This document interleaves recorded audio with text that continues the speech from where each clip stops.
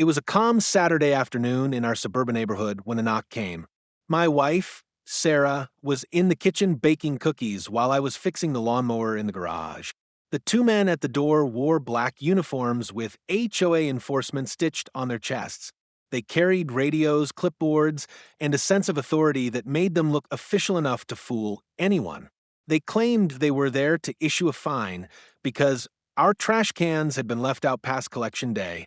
Sarah, ever polite, told them she'd already moved the cans earlier that morning. But one of them insisted on seeing the backyard to verify compliance. When she hesitated, he grew aggressive, stepping forward as if to force his way inside.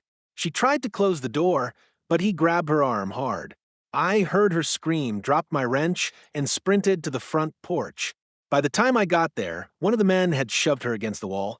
Her face was pale with shock, her arm twisted unnaturally. I could tell immediately it was broken. That was the moment something in me snapped. I wasn't just angry, I was furious.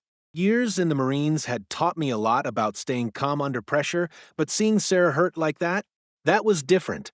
I shouted for them to back away, but instead one reached for something on his belt, a taser, maybe. That was a mistake. 5 minutes later, both men were face down in the dirt, hands zip-tied behind their backs with the heavy-duty ties I kept in the garage. My instincts had taken over. I disarmed the first guy before he could even blink, swept his legs, and pinned him to the ground. The second tried to run but didn't get far. One well-placed tackle brought him down.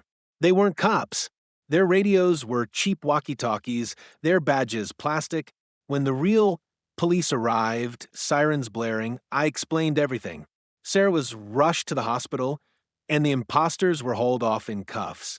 Turns out they'd been scamming homeowners across several neighborhoods, posing as HOA enforcers to intimidate and extort fines. Later that night, after Sarah's arm was set in a cast, she looked at me and smiled through the pain. "You didn't have to do that," she whispered. I squeezed her good hand and said, "Yeah, I did." Because no one gets to hurt my wife and walk away from it, not even fake cops.